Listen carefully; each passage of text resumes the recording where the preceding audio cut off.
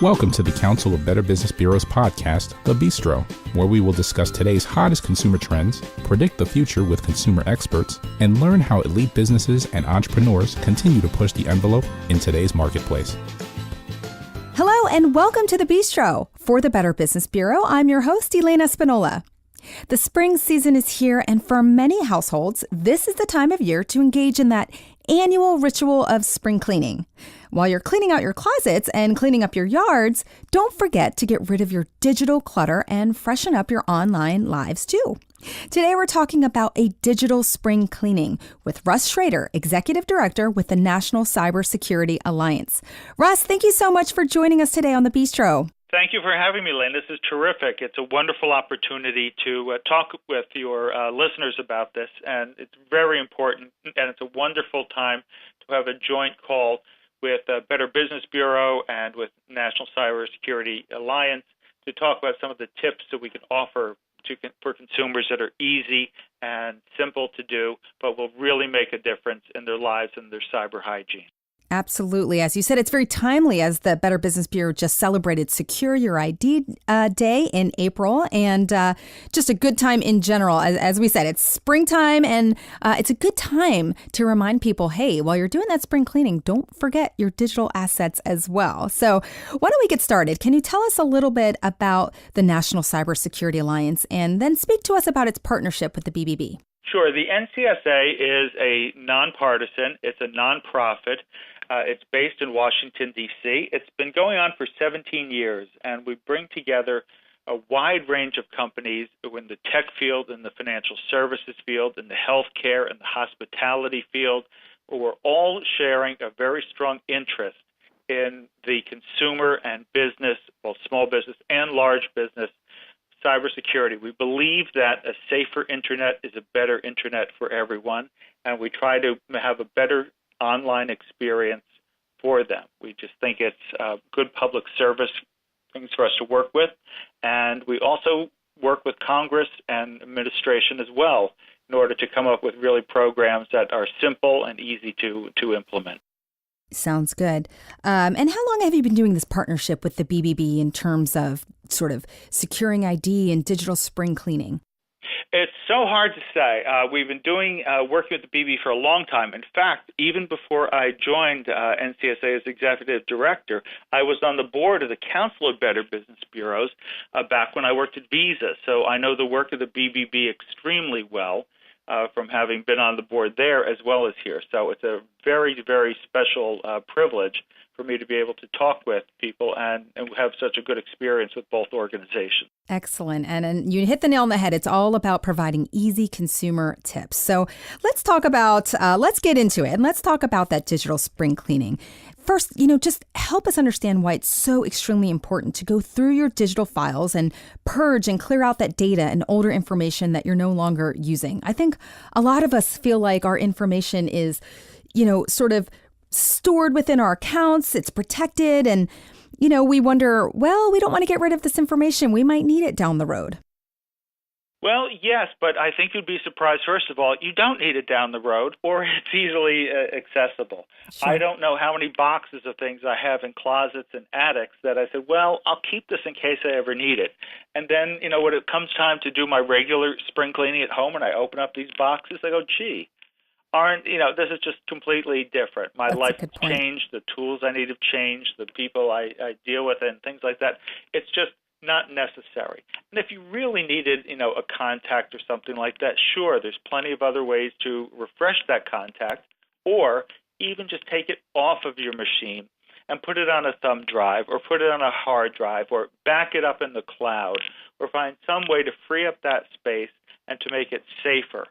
I mean, we've seen that, data breaches have affected like 148 million Americans. And we've just seen that so many of them have come up, whether it's been the certain stores over the years that have been affected. And certainly the recent Equifax breach has come up. And then, of course, the Cambridge Analytical concern that everyone has on social media. So it really is out there, and some of the data just gets taken or shared in ways that people just didn't expect. And so if you don't have it on your machine, you don't have to worry about it being accessed or being taken or used in different ways that you don't want. Yes. So I think that part of that is just a good way to protect yourself from identity theft, as well as to make sure that you're a little bit easier on your machine. I mean, how many of us have applications that we downloaded and needed for one merchant or to buy one airplane ticket or to take one sort of quiz and never used it again? Well, get rid of them, for example, and if you need them again, there they are. You can have them back on your phone or on your laptop within seconds. Definitely. Great point and great reminder. And speaking of those data breaches, unfortunately, as you're mentioning these names, they seem to be occurring more frequently, or perhaps we're hearing about them more often, or they're affecting more people. What advice would you give someone if they feel that their information has been part of a breach? Well, sure. That is very concerning. First of all, although the risk of something very bad happening, like identity theft, where they do an account takeover and start charging things to your account, or if they open up new accounts in your name that you have no idea about, or they file an IRS tax return in your name and try to get a refund, or they open up, take out car loans in your name or mortgages in your name. Those kind of instances are incredibly high impact, and they are very, very difficult to remediate. But fortunately, they are rare. But when they happen to you, it's just horrible. So you want to make sure that you're not going to be one of those. You don't really just want to play the odds.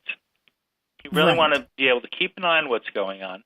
And if you do get suspicious about things going on, the first thing to do is obviously call the police. You can call the FBI. You can call the Secret Service. All of these have different mechanisms that allow you to alert people about scams that are affecting you. Also go to the providers of where you think that data may have come from and take a look and say, have you had a breach? How are you doing something for me about it? Do you have, the credit freeze or the credit block on your accounts that you need from the 3 credit bureaus, for example? Do you have identification monitoring services where you can see whether someone has tried to apply for an account in your name? These are the kind of simple things that you can do if these things occur or to try to prevent them. But the best way is to just not have the information where they can be accessed by these crooks.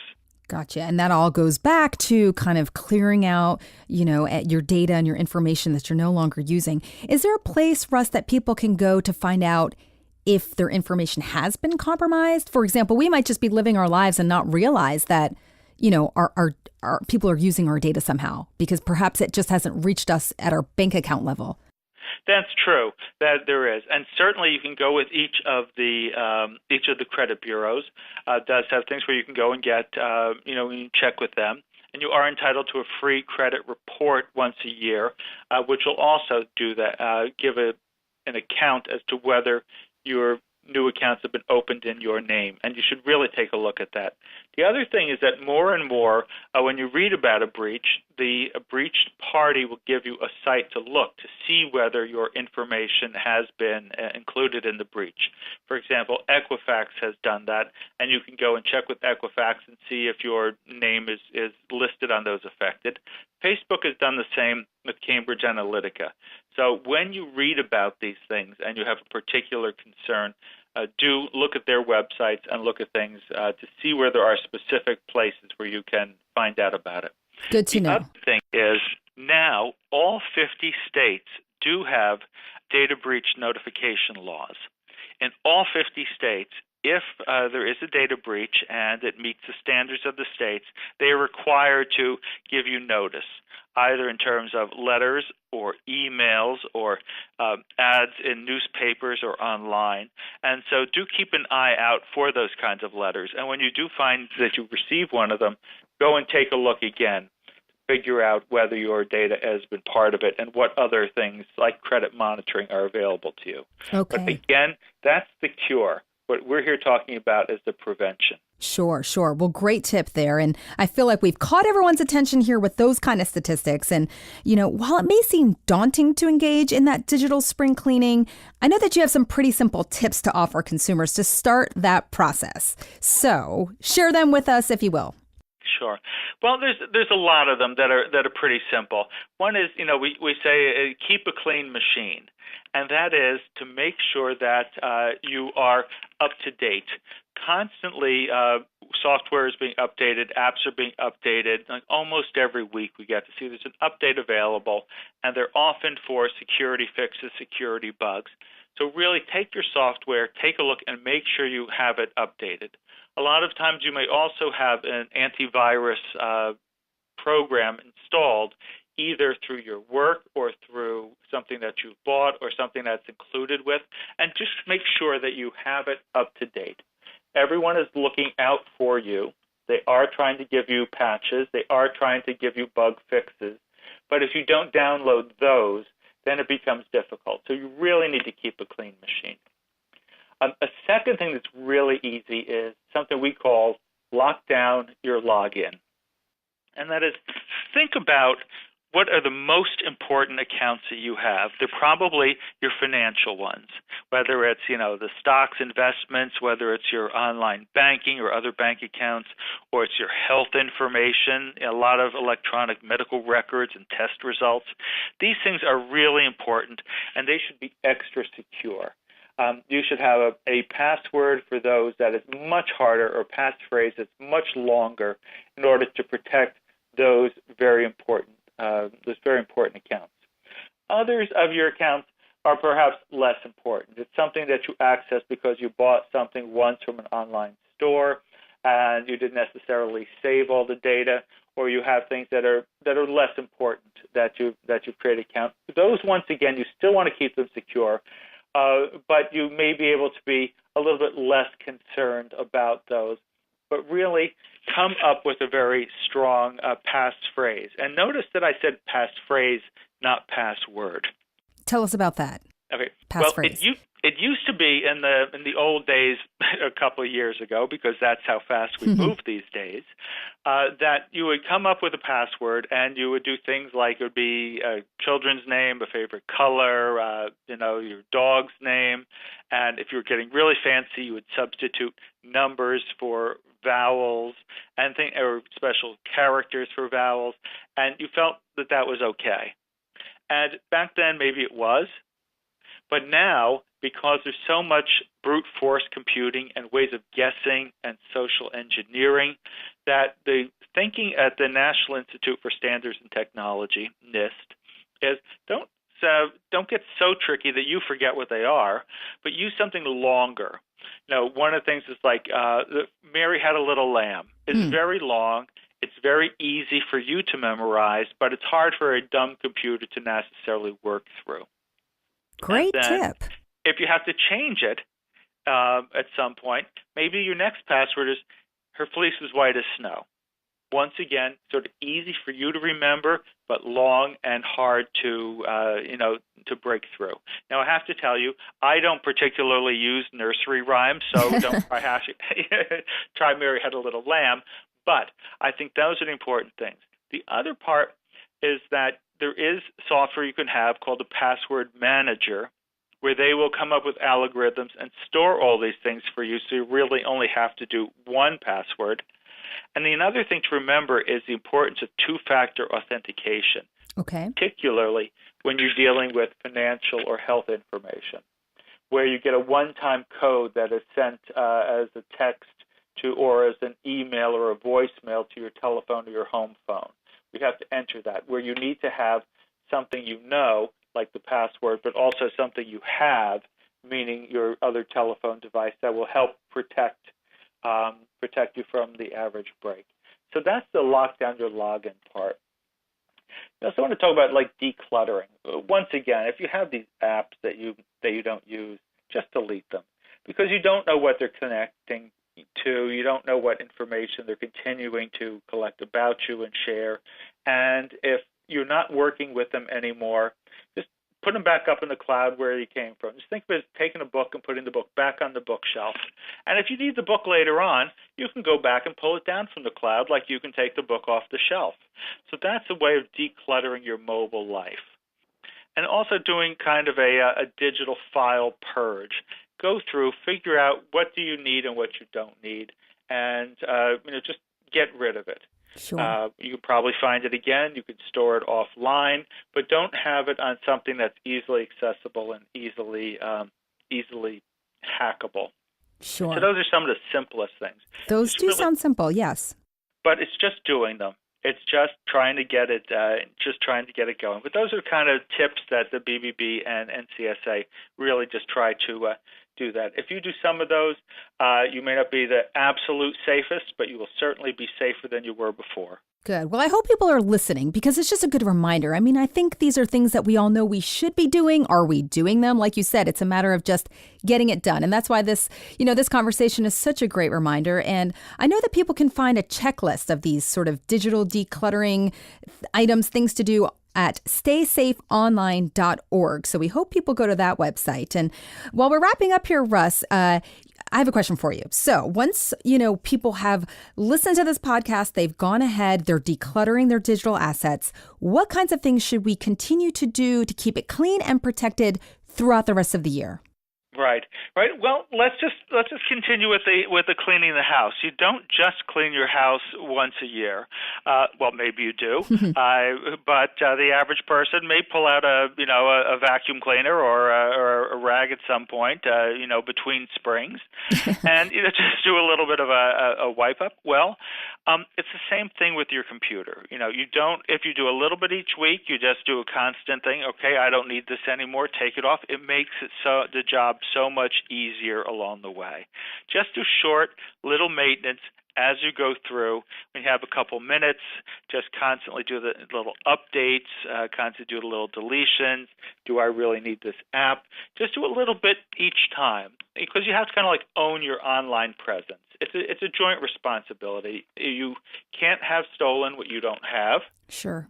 And just keep the equivalent of a broom or a rag handy along the way, in order to just keep your machines clean and running smoothly and running up to date. Gotcha. Well, considering how active most of us are online, this makes a lot of sense. If you liken it to, for example, your kitchen and how active we are in the kitchen, obviously you're going to be cleaning up often. So these are really great tips. Russ, thank you so much for joining us today on The Bistro. It's been a really great discussion. You've provided excellent tips. Once again, can you share your website for people to go and kind of check back with this resource to know exactly what to do? Yes, it's staysafeonline.org. Just one word, staysafeonline.org.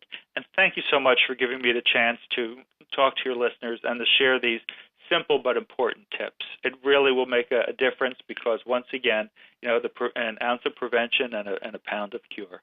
Excellent. Thank you again, Russ. We appreciate it. The Better Business Bureau is deeply committed to building and advancing a better marketplace, a trusted marketplace for all, because trust always matters. For the Better Business Bureau, and as your host of The Bistro, I'm Elena Spinola. We thank you for listening, and we encourage you to give us your feedback on this episode. Until next time, it has been my pleasure discussing better business with you. You just enjoyed the Bistro Podcast. Be sure to tune in next month for a brand new episode. To learn more about our other shows, visit betterbusiness.blueberry.com. That's betterbusiness.blueberry.com and subscribe. The thoughts and opinions expressed on this podcast are the views and opinions of the guests, not those of the Better Business Bureau, Council of Better Business Bureaus, or program affiliates. This podcast is for information and educational purposes only and is copyrighted with all rights reserved. This podcast is protected by Blueberry's Terms of Service.